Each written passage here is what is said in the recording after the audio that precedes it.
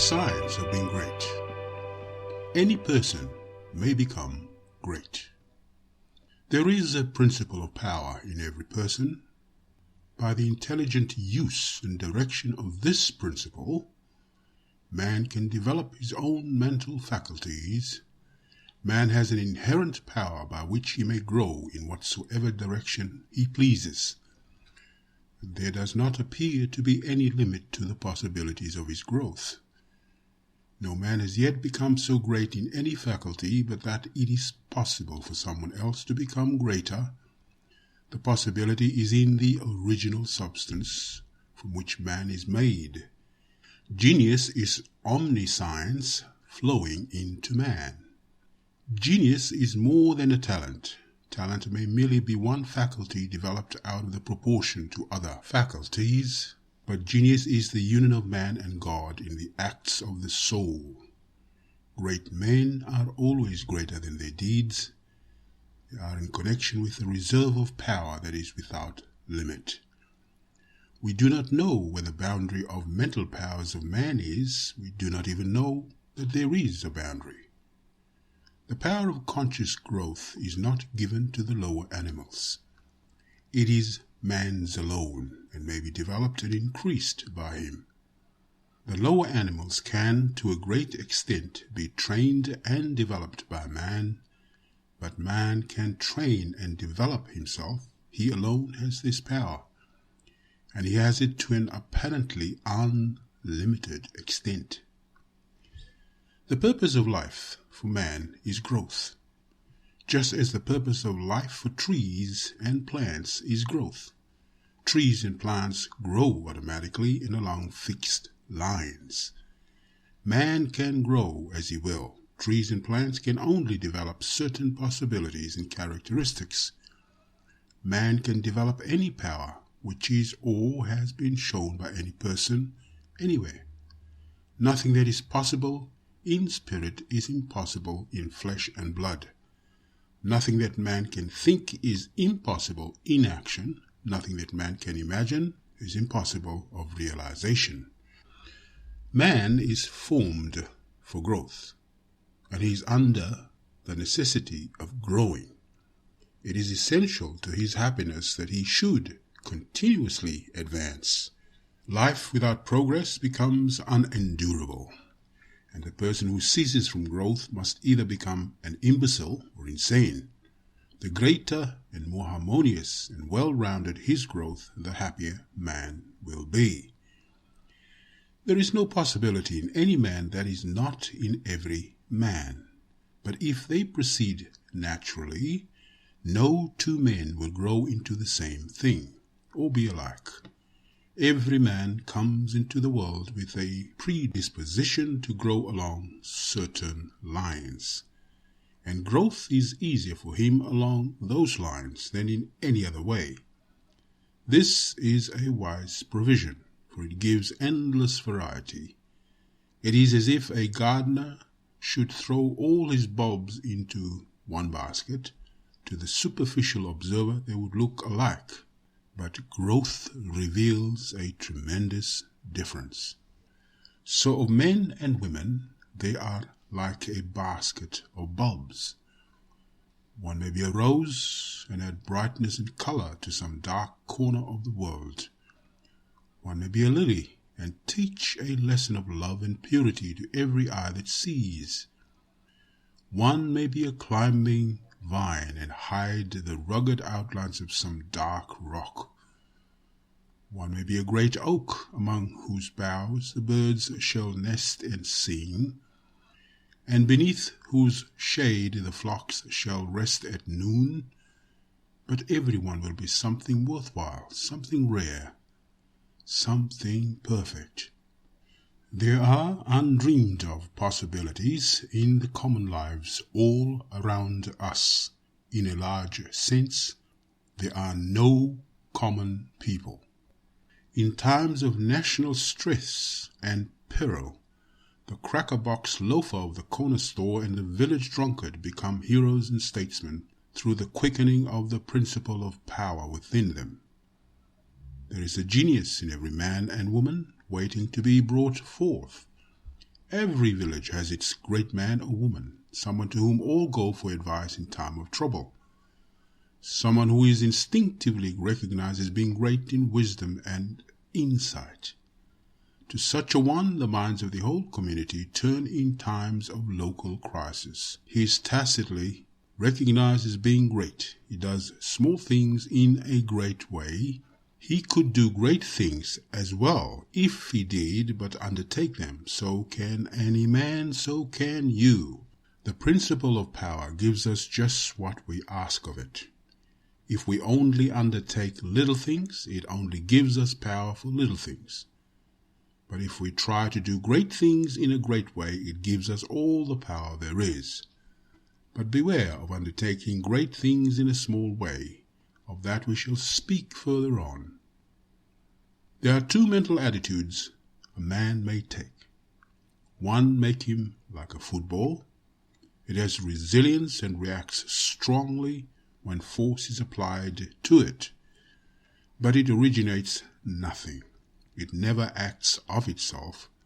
There is no power within it. Men of this type are controlled by circumstances and environment.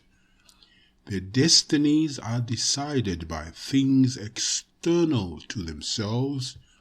The principle of power within them is never really active at all. They never speak or act from within. The other attitude makes man like a flowing spring. Power comes out the center of him. He has within him a well of water springing up into everlasting life. He radiates force, haste felt by his environment. The principle of power in him is in constant action. He is self-active. He hath life in himself. No greater good can come to any man or woman than to become self-active.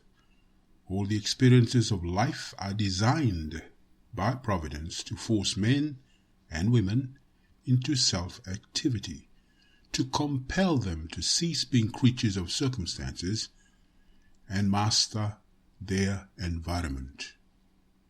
In his lowest stage, man is the child of chance and circumstances and the slave of fear. His acts are all reactions resulting from the impingement upon him of forces in his environment. He acts only as he is acted upon. He originates nothing. But the lowest savage has within him a principle of power sufficient to master all that he fears. And if he learns this and becomes self-active, he becomes as one of the gods. The awakening of the principle of power in man is the real conversion, the passing from death to life. It is when the dead hear the voice of the Son of Man and come forth and live. It is the resurrection and the life. When it is awakened, man becomes the Son of the Highest, and all power is given to him in heaven and on earth. Nothing was ever in any man that is not in you. No man ever had more spiritual or mental power than you can attain, or did greater things than you can accomplish. You can become what you want to be.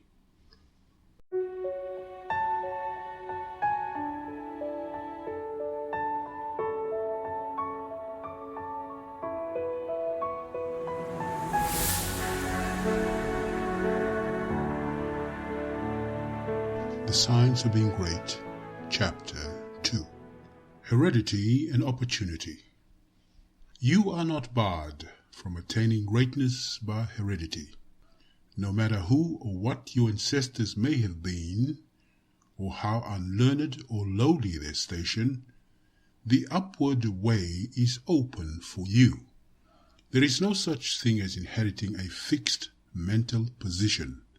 No matter how small the mental capital we receive from our parents, it may be increased. No man is born incapable of growth. Heredity counts for something. We are born with subconscious mental tendency, as for instance a tendency to melancholy or cowardice or to ill temper. But all these subconscious tendencies may be overcome. When the real man awakens and comes forth, he can throw them off very easily. Nothing of this kind need keep you down. If you have inherited undesirable mental tendencies, you can eliminate them and put desirable tendency in their place. An inherited mental trait is a habit of thought of your father or mother impressed upon your subconscious mind. You can substitute the opposite impression by forming the opposite habit of thought. You can substitute a habit of cheerfulness for a tendency to despondency.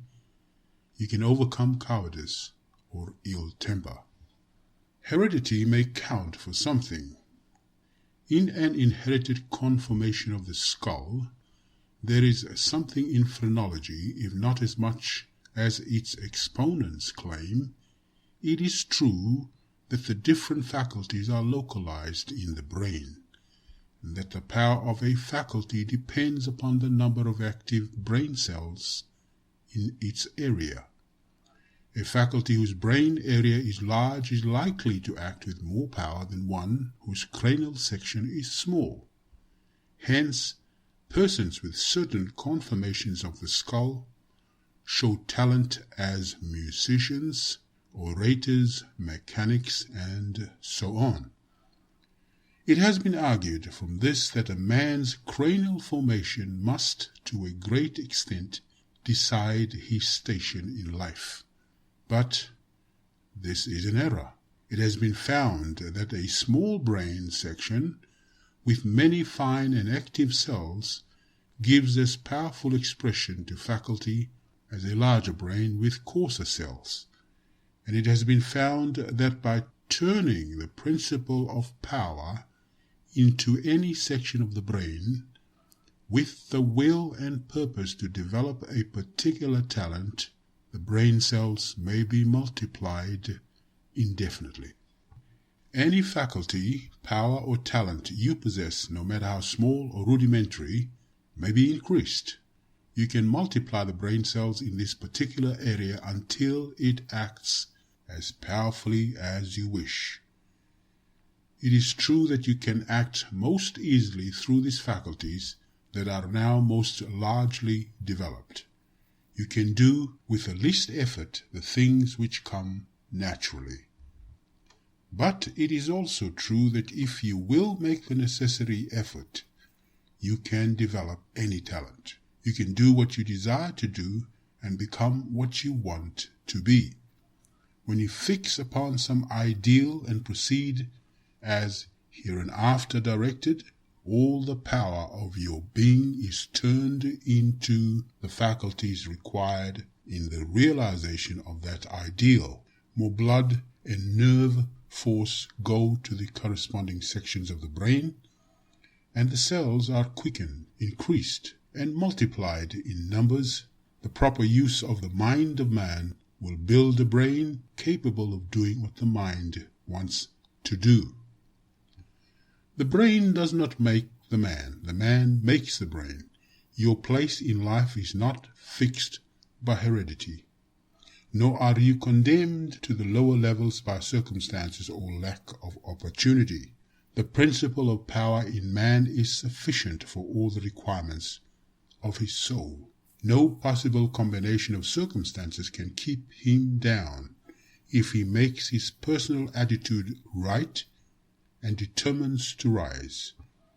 The power which formed man and purposed him for growth also controls the circumstances of society, industry, and government. And this power is never divided against itself. The power which is in you is in the things around you.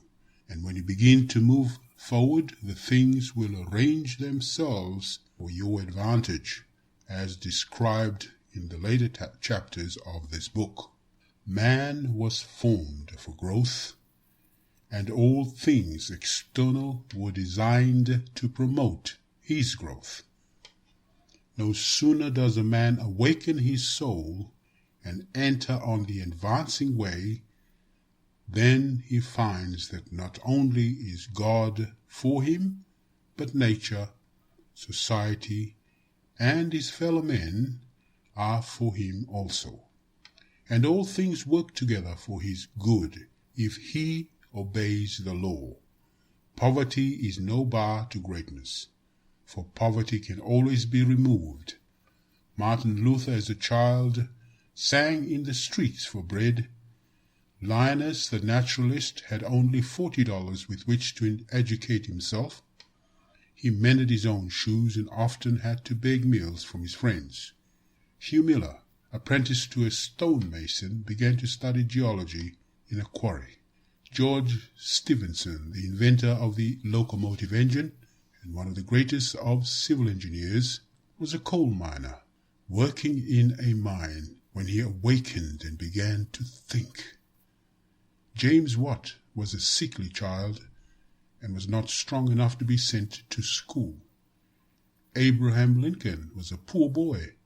In each of these cases we see a principle of power in the man that lifts him above all opposition and adversity. There is a principle of power in you. If you use it and apply it in a certain way, you can overcome all heredity and master all circumstances and conditions and become a great and powerful personality.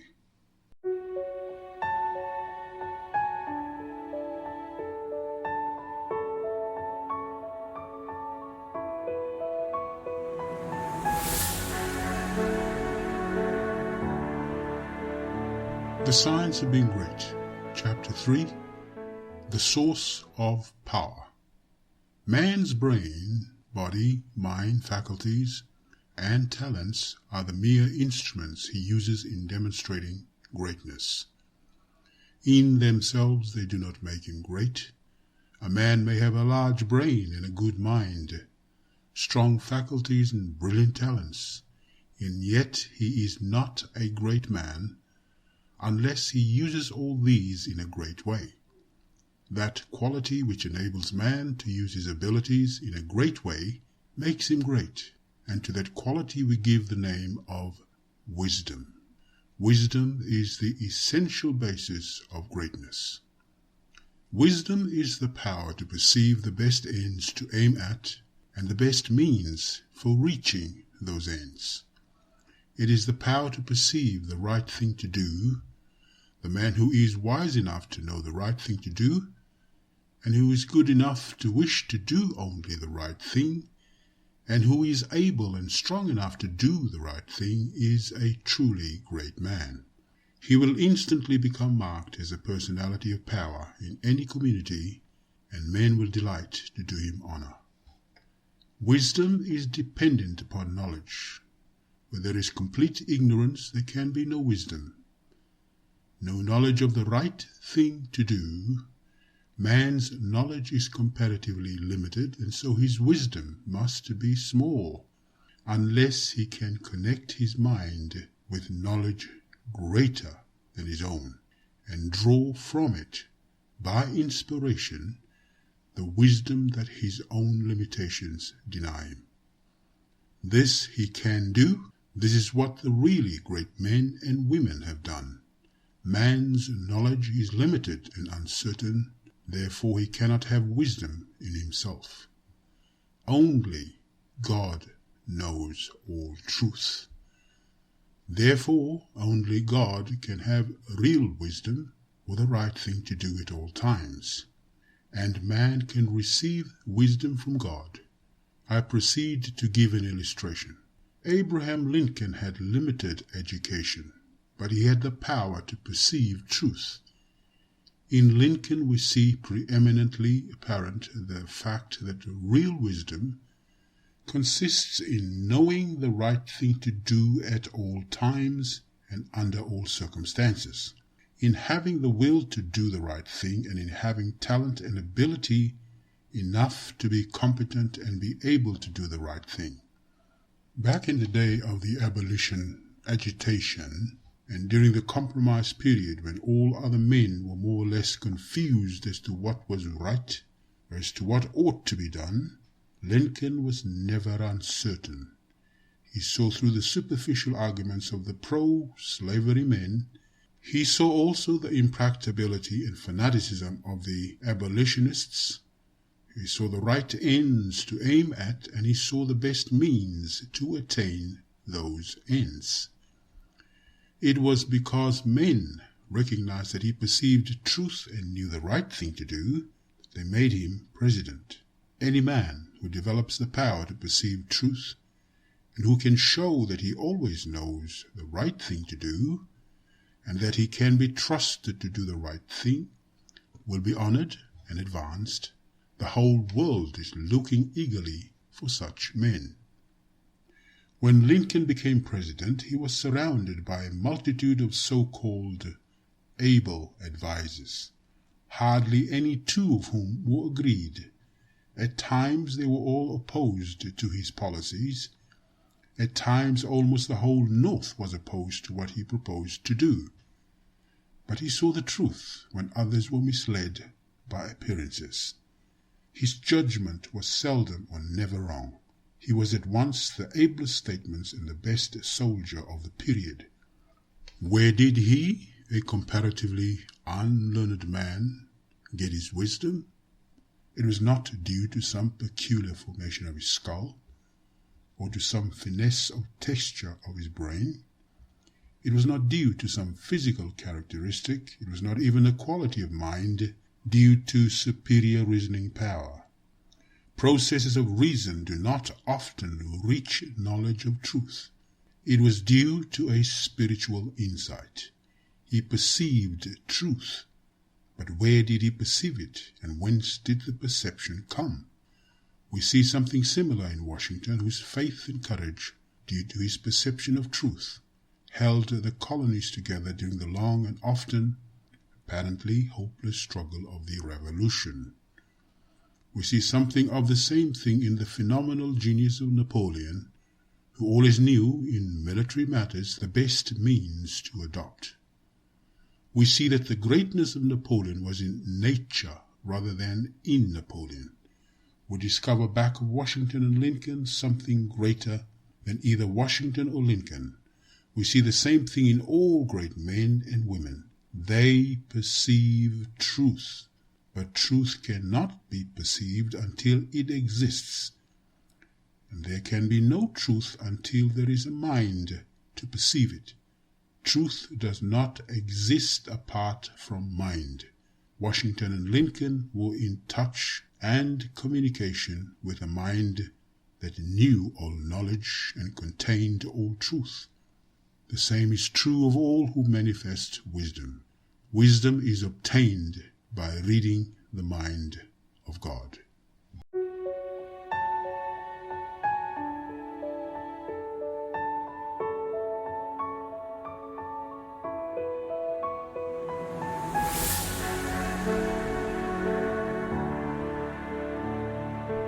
The science of being great, the mind of God. There is a cosmic intelligence that is in all things and through all things. This is the one real substance. From it all things proceed. It is intelligent substance or mind stuff. It is God. Where there is no substance, there can be no intelligence. For where there is no substance, there is nothing. Where there is thought, there must be a substance which thinks. Thought cannot be a function, for function is motion, and it is inconceivable that mere motion should think. Thought cannot be vibration, for vibration is motion, and that motion should be intelligent, is not thinkable. Motion is nothing but the moving of substance. If there be intelligence shown, it must be in the substance and not in the motion. Thought cannot be the result of motions in the brain. If thought is in the brain, it must be in the brain's substance and not in the motions, which brain substance makes. But thought is not in the brain substance, for brain substance without life is quite unintelligent and dead. Thought is in the life principle that animates the brain, in the spirit substance, which is the real man. The brain does not think. The man thinks and expresses his thought through the brain. There is a spirit substance that thinks. Just as the spirit substance of man permeates his body and thinks and knows in the body, so the original spirit substance, God, permeates all nature and thinks and knows in nature. Nature is as intelligent as man and knows more than man. Nature knows all things. The All-Mind has been in touch with all things from the beginning, and it contains all knowledge.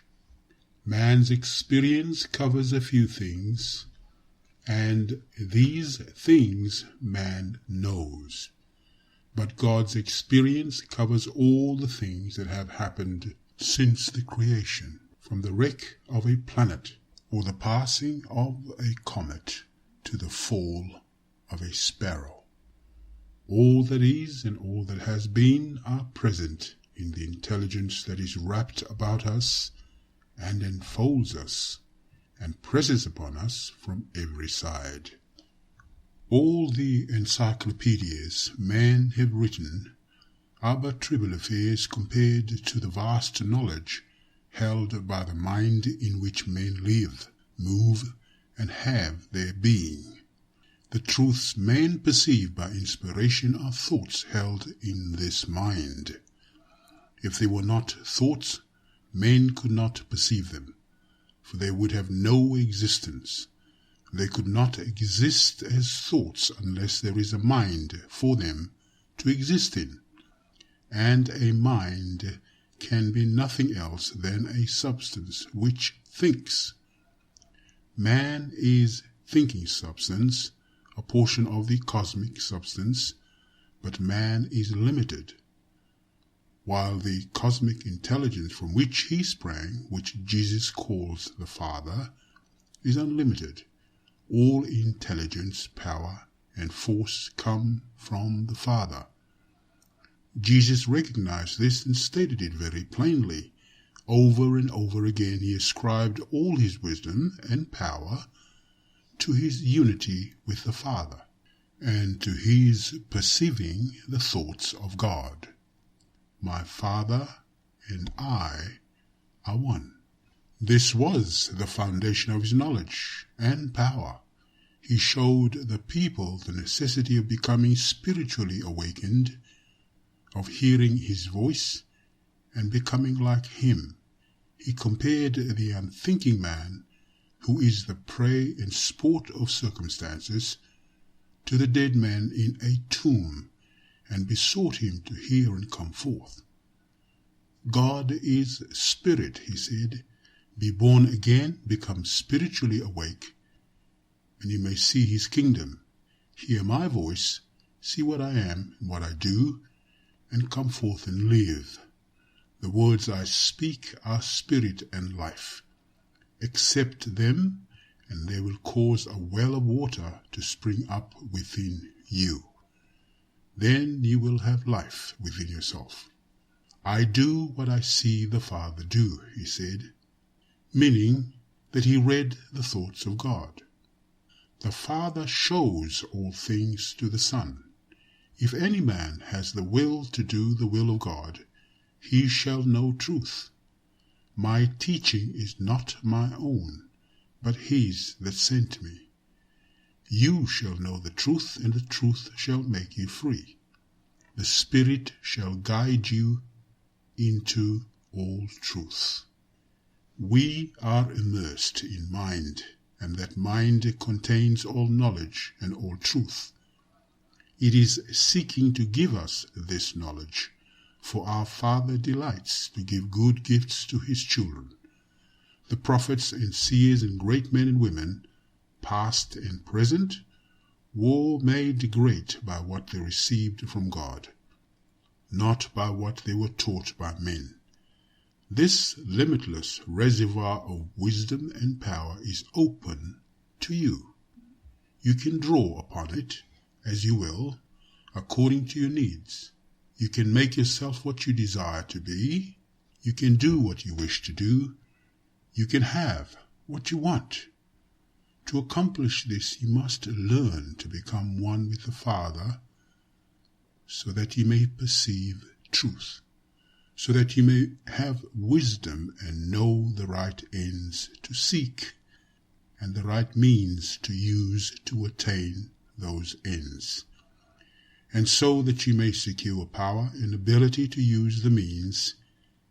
In closing this chapter, resolve that you will now lay aside all else and concentrate upon the attainment of conscious unity with God.